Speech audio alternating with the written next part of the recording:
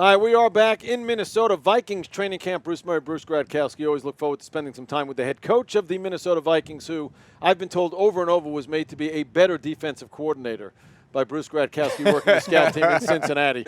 Coach, it's great to see you. How are you? Good to see you, Bruce. Hey, now this guy is a heck of a player. He was a heck of a player. Yeah. Thanks, Scramble Coach. around, throw the ball. I always think about the time in 2009 when the Raiders, I was with the Raiders, you're with the Bengals, you come in to the Coliseum. It's like a 4th and 12.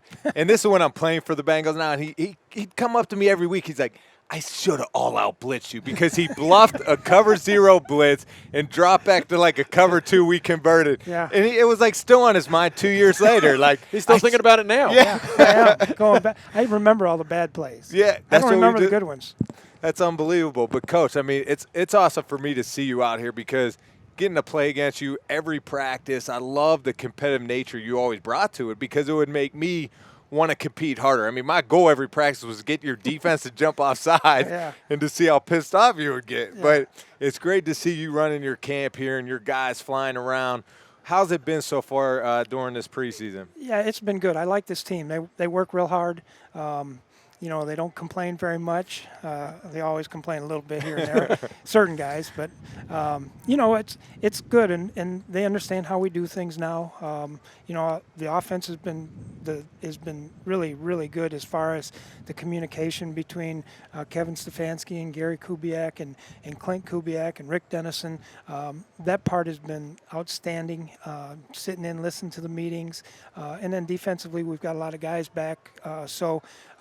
We're just trying to keep them hungry, and they've had a good week this week. Well, and you and I were talking before we came on the air about this defense, and you look across the board. Not only does everybody out there have 5, 6, 8, 10 years experience in some cases, but many of them drafted by this team, so they've been playing together for 4 or 5 years. I mean, as a defensive guy who has a hard time tolerating mistakes by younger players, that's got to give you a great deal of comfort. Yeah, I have a hard time tolerating mistakes from older players. Right, but they don't make as many, do they? No, typically they don't. But the thing that you can do is you can talk to them about different adjustments and things, and they can understand what you're doing. They've been in the meeting room now for, 6 years, I guess it is. And it is nice.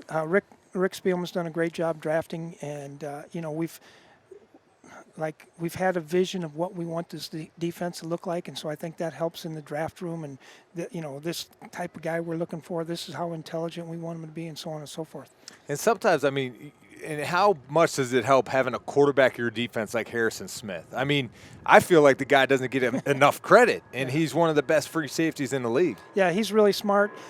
We're very fortunate. We have a lot of those, Anthony Barr's we have a lot of really smart guys that take charge, and they have a lot of pride. But Harrison is a really good football player. He's very, very competitive. Sometimes I can just give him a look when he screws up, and it's like, he just drops his head, and so he's a really good football player. It makes me wonder. You want to coach the guys, but sometimes a guy like Harrison Smith, if he makes a mistake or screws something up, he knows it. It probably doesn't require any coaching, because he knows exactly what you would say to him in that situation anyway, and he's going to correct it next time. Yeah, we played the Bears a couple years ago. On the first play, they ran a tight end in the flat, and he missed the tackle. And I just gave him one of those looks, and he looked at me, and it was like, I didn't say a word to him, but it was like, what in the heck are you doing? Yeah. You're too good a player for that. Well, and that's what's cool, having a coach like you. That's why I respected you so much. You're hard on your players, but also I think you're understanding in a sense, and you want guys to work hard, understand, and know what to do. I mean, how much have you learned going from a defense coordinator now to a head coach, and having to oversee the whole thing? Yeah, it's always a big job when you take that, and you never really know if you can do the job, because you've never done it before. I've been very fortunate to have a lot of good assistants with me, a lot of help. Rick and those guys, they handle all the stuff that I don't want to deal with. So I get to do football, and that's what I like to do. But it's good, and you learn a little bit every year. You learn something. You keep trying to get better. You keep trying to figure out a better way to do it. So are you taking it easy on your son though? How easy or hard is it to coach with your son? It's probably hard. How hard are you on him? Well, sometimes he forgets that I'm the boss, and he thinks As kids generally do. thinks I'm just a dad, right? Right. But Adam is very, very smart. He's brilliant in there. And I told him actually when we went to Cincinnati, he came with me to Cincinnati, and I said, he got after a player one day, and I pulled him over and I said, look, let me be the bad guy. You learn how to teach him and coach him and things like that, and I'll be the guy that that has to get after him. So you just coach, and when you get your pelts on the wall. And I said, you don't have to be me. I don't want you to be me. He's learned from Greg Williams and Romeo Cornell and Gary Gibbs. I mean, he's learned from a lot. And Mike Zimmer. Well, I hope he's learned from me.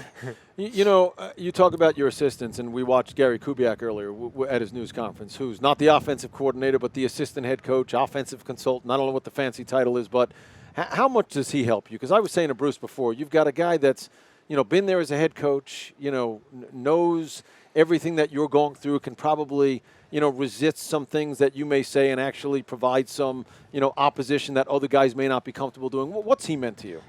Everything. It's been just unbelievable having him here. He's number one. He's an unbelievable person. He's a great person. Doesn't have any ego. I went up to him, probably a week ago. I said, Gary, if you think there's something that we're doing better, or we could do better, or if I'm doing something wrong, I want you to tell me. I don't want you to sit back. I said, you have free reign to tell me whatever you think. And he said thanks and all that stuff.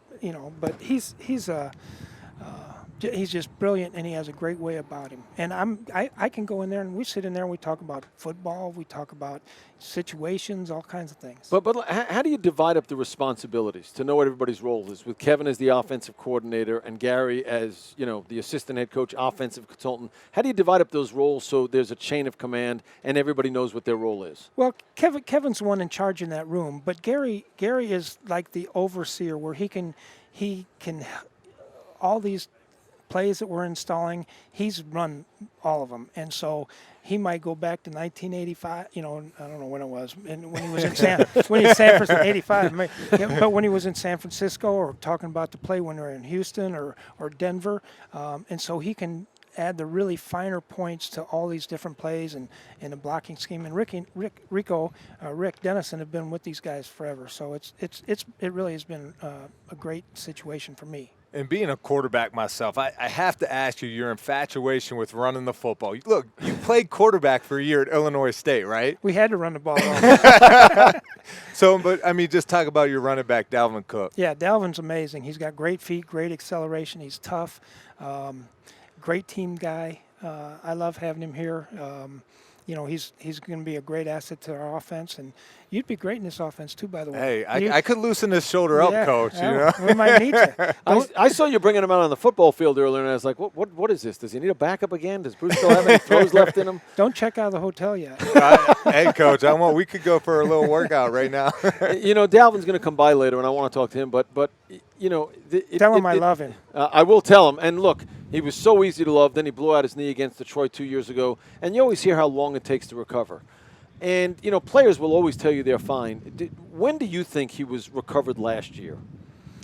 Well, it was hard to tell because he got that hamstring. I think it was in the second ball game. Early. And then, when you get those things, it just lingers on for a long time. And we weren't very effective running the football last year. So I think all those things were a factor. I think he's healthy. He was healthy then until he pulled the hamstring, but he's doing great. And you see it every day, these explosive runs he makes. So it's exciting. And the reason why I like running the ball is because of the play action pass. Because I love it. I think that's the hardest thing to defend in professional football. In football in general is play action passes. Well, and I think too, a lot of people get the misconception that quick game is easier for quarterbacks. A lot of time, me being a smaller, shorter quarterback, that play action game was easier for me because now you're getting to 18 to 20-yard chunks downfield. Linebackers suck up a little bit, and you just lay it right over their heads. You get safeties jumping up. You get and protection-wise, you get a lot more guys blocking sideways than you do one-on-ones, and I think that helps your offensive line. So if you can marry the run and the pass with the play action, and then be good on third downs, I think you got a chance to have a good offensive team. What are you guys looking forward to this weekend in your second preseason game? Really, we want to be number one. We had like 14 penalties last week, so I've been on their rear ends about that all week long. That's number one. continue with being efficient offensively. We had too many penalties, allowed drives to get going defensively. So we need to shore those two areas up and just continue to play and play hard and learn how to compete and learn how to play as hard as we can for however long they're out there. It's funny because it is the preseason, and yet people are excited about certain things. A lot of guys were talking about first preseason game, didn't give up a sack, first time in something like 10 years or something like that. And I'm thinking, but it is the preseason, and the other guys aren't starting. But, again, you pull small victories. How do you feel about that group up front right now? Well, so probably a week ago, I was in the staff meeting, and I said, we need to continue working on our pass protection, and since that time it has really been a lot better. The pocket has been nice and clean. Kirk's had more time. Last week obviously he had a lot of opportunities there. So we need to continue to do that. I think I like this offensive line.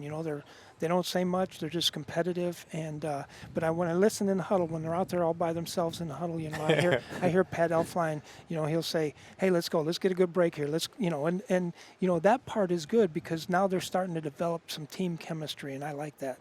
Well, Coach, you said it before. You want to see your guys playing hard, and I've witnessed it. I feel like your teams, your defenses, they always do play hard, and that's a compliment to you. So good luck this year. Well, thank you. Well, you can't let him go yet because this is the traditional way we end Mike Zimmer interviews. I come out here every year, and before we're done, I look back to Bob Hagan and I look back to Coach, and I go, what you'll be joining us for a weekly, what time and what day?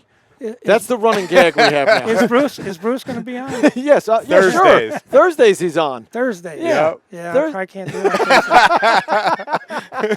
That's the way it ends my favorite weekly, and we just can't get him back. But, it's a great catching up with you, Coach. Good seeing you, Bruce. Mike Zimmer, head coach of the Minnesota Vikings. We are out here in Minnesota. We'll catch up with the general manager, Rick Spielman, when we come back after your latest 2-minute drill.